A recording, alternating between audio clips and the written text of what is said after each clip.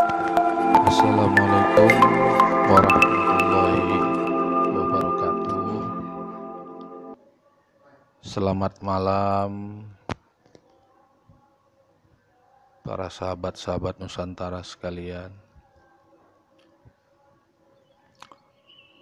Hari ini saya akan memberikan satu pengertian, pemahaman tentang pengobatan alternatif sesuai permintaan yang email masuk kepada saya. Hari ini akan kita bahas tentang pengobatan alternatif.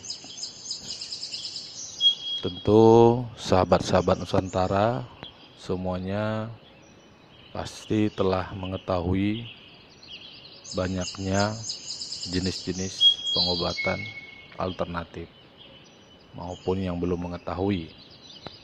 Tapi tidak apa-apa, di sini akan saya coba mengulangi untuk memberikan informasi yang lebih akurat.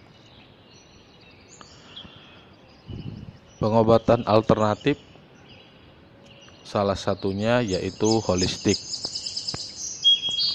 Holistik ini makna dan artinya adalah sesuatu mengenai ketuhanan, suci, atau dia keramat, atau sakral. Pengobatan alternatif adalah ilmu dan suatu seni.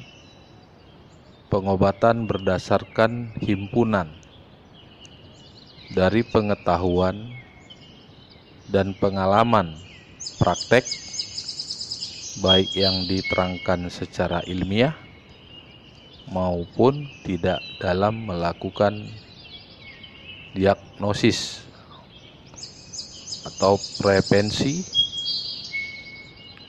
dan pengobatan terhadap ketidakseimbangan fisik, mental, ataupun sosial. Pengakuan pemerintah kita sendiri mengemukakan tuh ada dua definisi untuk pengobatan tradisional. Satu dalam berbentuk seni ataupun ilmu. Pengobatan yang dilakukan oleh pengobatan tradisional. Indonesia dengan cara yang tidak bertentangan dengan kepercayaan kepada Tuhan Yang Maha Esa sebagai upaya penyembuhan, pencegahan penyakit, pemulihan, dan peningkatan jasmani, rohani, sosial masyarakat. Usaha yang dilakukan untuk mencapai kesembuhan, pemeliharaan, dan peningkatan terhadap kesehatan masyarakat yang berlandaskan secara berpikir, kaidah-kaidah atau ilmu di luar pengobatan, ilmu kedokteran modern. Biasanya diwariskan secara turun-temurun atau diperoleh secara pribadi dan dilakukan dengan cara-cara tidak lazim dipergunakan dalam ilmu kedokteran, yang antara lain meliputi seperti akupuntur, dukun atau ahli kebatinan, shinsei, tabib atau jamu atau peracit jamu atau herbal, terapis atau pijat, dan sebagainya banyak dijumpai dalam masyarakat secara umum.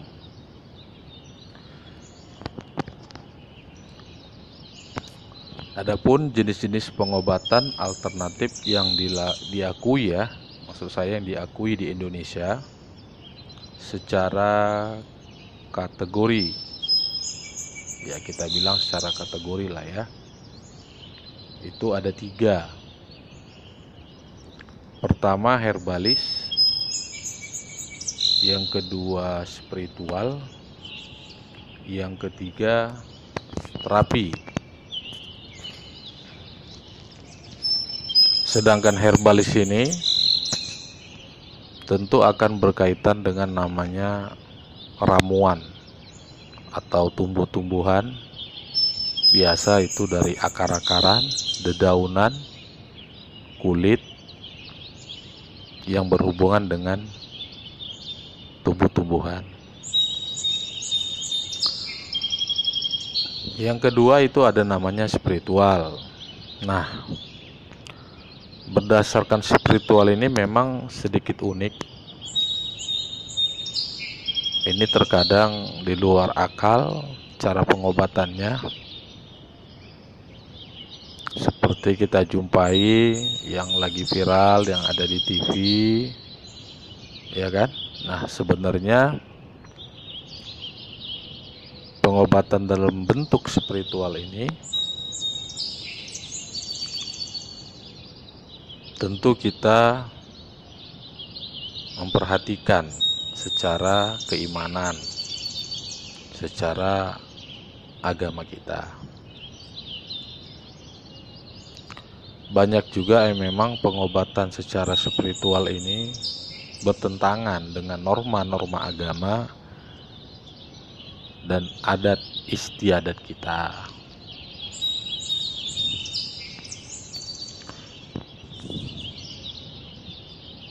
Spiritual ini lebih cenderung sebenarnya kepada keyakinan pasien tersebut ataupun orang yang ingin berobat kepada ahli spiritual. Jadi kita harus memahami apakah memang kita membutuhkan pengobatan spiritual atau tidak.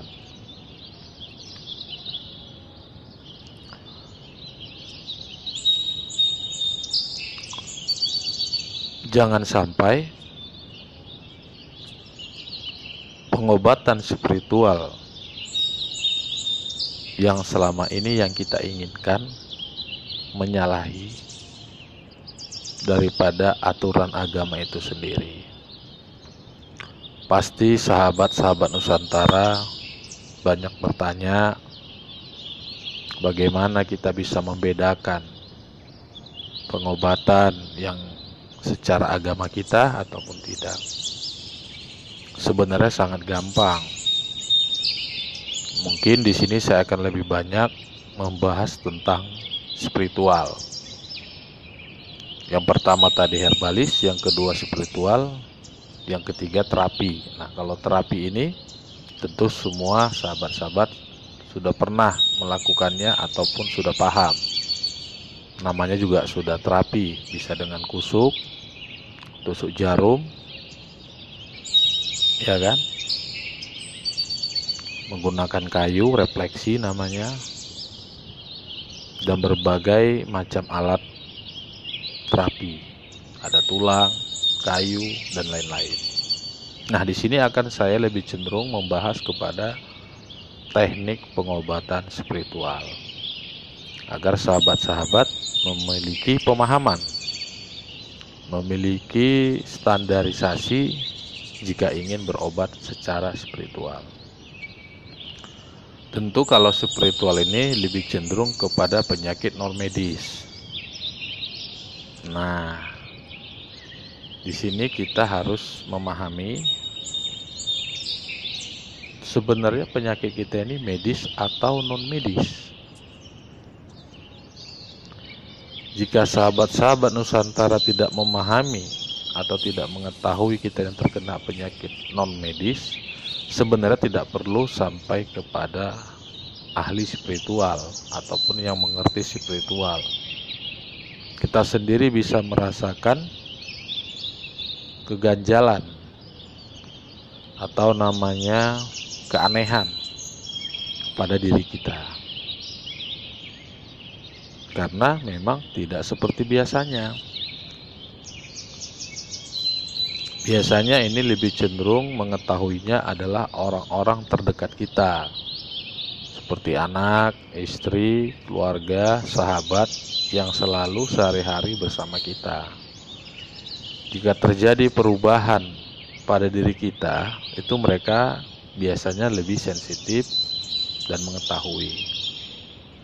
Salah satu contoh, tadinya kita seorang yang periang, begitu semangat, ceria, tiba-tiba kita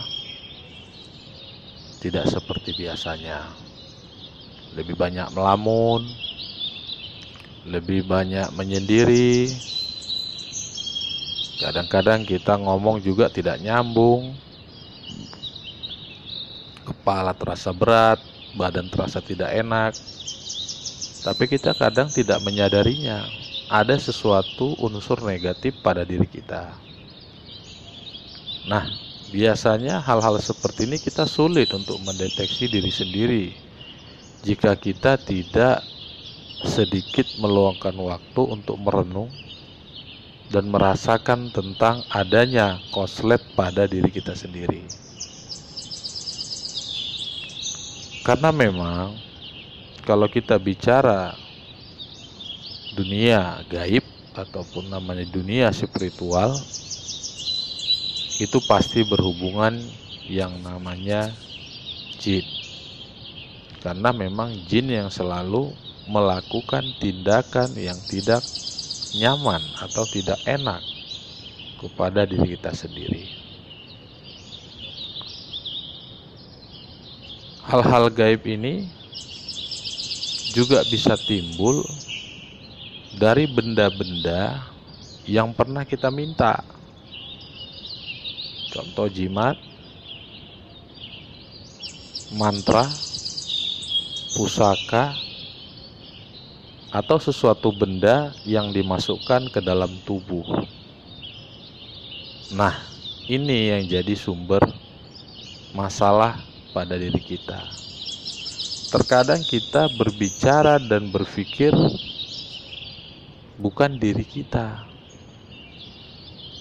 karena kita dikendalikan oleh hal gaib tersebut, tetapi kita tidak menyadarinya.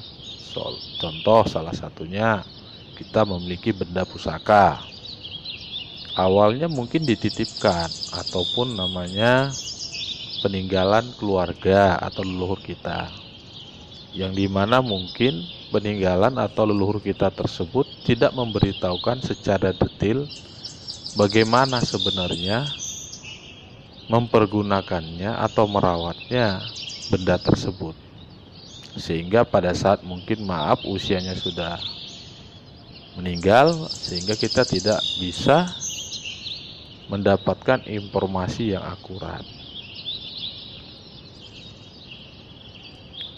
Biasanya kalau benda-benda tersebut akan mempengaruhi pola pikir, sikap, perilaku kita yang tanpa kita sadari. Di sini banyak pengobatan, ada ruqyah juga. Ruqyah itu juga termasuk salah satu pengobatan rohaniyah ataupun namanya spiritual. Akan tetapi terkadang ahli-ahli ruqyah juga perlu banyak mengetahui juga apakah jenis daripada goib yang menempel pada tubuh kita akibat benda tersebut memiliki kemampuan yang memang tinggi, sehingga terkadang saat diruqyah dia kemasukan atau kesakitan, merasakan hawa panas pada tubuhnya. Seketika ruqyah dia enak, tapi nanti akan kembali lagi. Nah, di sini akan terjadi sesuatu yang membingungkan bagi kita. Kita anggap sudah dibacakan ayat-ayat suci Al-Quran ataupun dibacakan doa-doa yang lain, tetapi kok tidak sepertinya tidak nyaman juga, kan begitu. Nah, ini terkadang terjadi tingkatan daripada frekuensi jin tersebut sangat tinggi. Bisa jadi itu yang disuruh adalah anak buahnya, tapi kita tidak menyadarinya. Nah, di sini terkadang kita harus mengetahui sumber awal kita tersebut. Jika memang orang tersebut masih hidup, tentu kita harus kembalikan benda tersebut kepada pemiliknya atau yang mengamanahkan kita, jika memang kita tidak menginginkannya. Karena ini akan berdampak dalam kehidupan sosial kita, keluarga, sahabat, teman, bahkan pekerjaan, sadar maupun tidak sadar. Ini yang terjadi selama ini yang kita alami. Sahabat-sahabat Nusantara, maka dengan itu kita harus mengembalikan kepada pemiliknya jika memang masih hidup. Jika sudah mati, kita berpasrah diri, beribadah kepada Tuhan Yang Maha Esa, memohon ampun